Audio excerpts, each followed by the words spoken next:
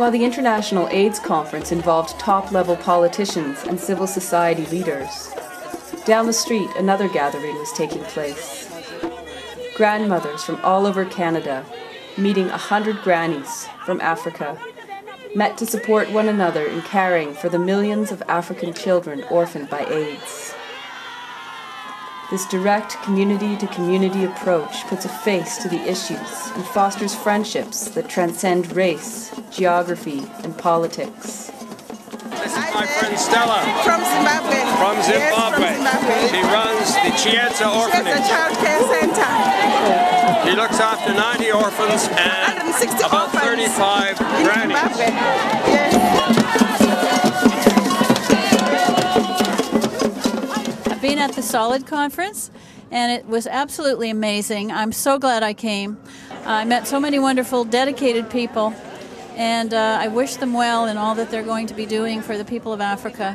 I came in the capacity to give a workshop on the Grandmothers to Grandmothers campaign that the Stephen Lewis Foundation is supporting.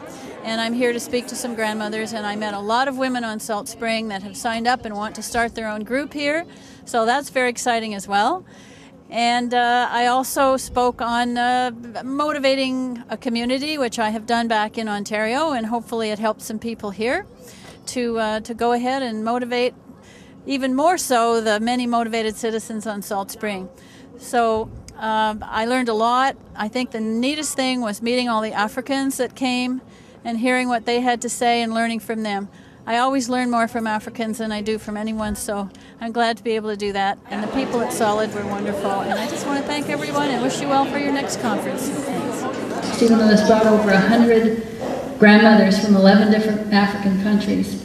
And 90% of them had never been to a workshop. They had never been on a plane. They had never left their villages in many cases. And we all thought, you know, they would get off the plane in Toronto and they'd see the CN Tower and the Sky Dome and they'd be overwhelmed by that. What overwhelmed them and put them in total awe, and they said this over and over, was that we in the West cared for them enough to do this. They just couldn't believe it. They said, you with all your riches, look what you're doing for us, and it just blew them away. So I think that personal connection of letting people know we care. And in your region where I'm from, our school has a motto, No Care Act, and we teach our kids to know the issue, to understand it. Through understanding comes commitment, through caring comes commitment, and then through that comes action. And everybody can act. AIDS is undoubtedly the greatest human tragedy on the face of this earth, but there's one even greater, and that's heart disease. When your heart is not in the right place, people that don't look like you have a tendency to not only fear, but to stay away from. And so if you would, search your hearts. I think for me, tonight is very important on two grounds.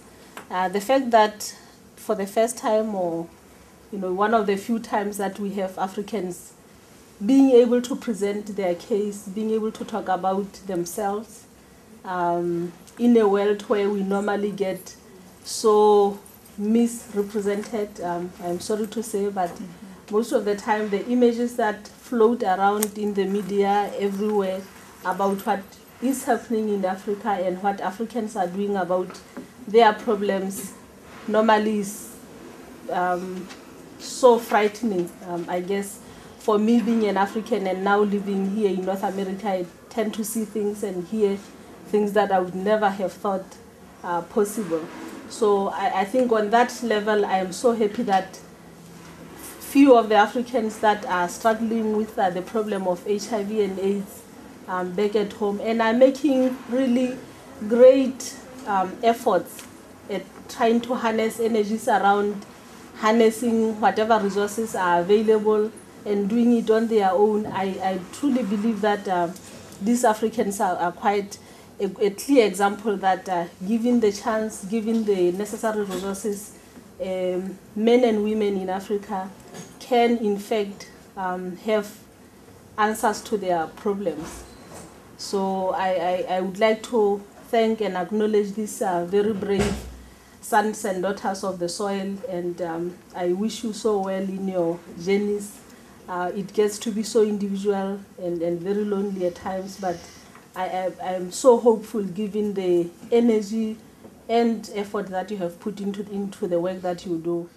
It was good to be in Canada because people of Canada are people who have a lot of love, people who can listen to you, people who can share their ideas, we have a connection of so many people in this island. And I think I have a lot of experience, I have a lot of information, I have a lot of connections, and people have given us so many presents. So in the conference also, it was very, very good. People were listening to us attentively. They were asking us very good questions. And then I was so happy to illustrate or tell people what am I working with. And then I really thank Solitude for giving me this chance of being in this place.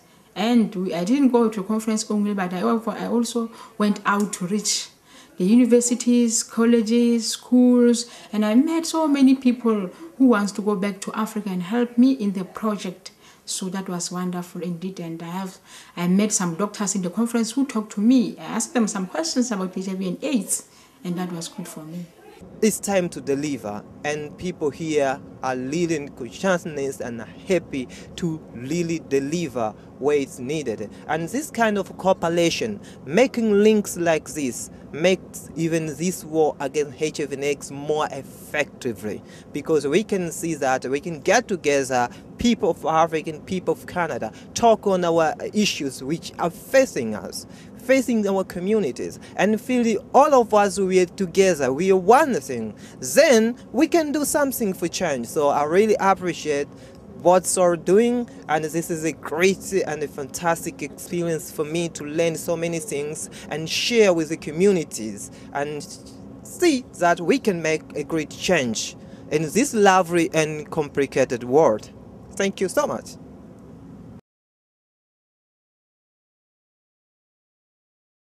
So the process of getting involved with Solid, getting involved with this flag project was kind of a process of taking step by step, getting closer and closer and taking action, one thing after another. So, at first it was designing a poster, and then it was organizing an event, and now it's moving my family to Africa and getting involved really hands-on with grassroots projects. And as much as people might think of that as being a sacrifice, I gain so much just knowing that I can make a difference, and that people whose actions, they might have been doing all this before they met me. Like Mamelo has been running the center for 4 years without any overseas assistance or NGO help or even government help. The fact that we show up, we're not coming along to rescue her or to make her ideas come true.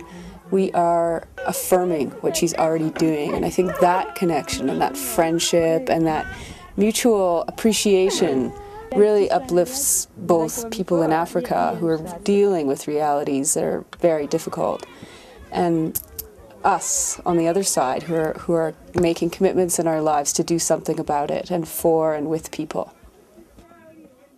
So I think it has been good for me to know Canadians and to be in Canada, because that I have learned more from them, and the way when they come to the project, there are some things that I can tell them, challenges, problems, that we can sit down with them and see what to do. And then I see that now some Canadians are coming to the project, and then they come to help us in many areas, and I think most of Canadians need to come to our project or our country to meet the project that we have here, so that they can help us, and then they can learn more from us.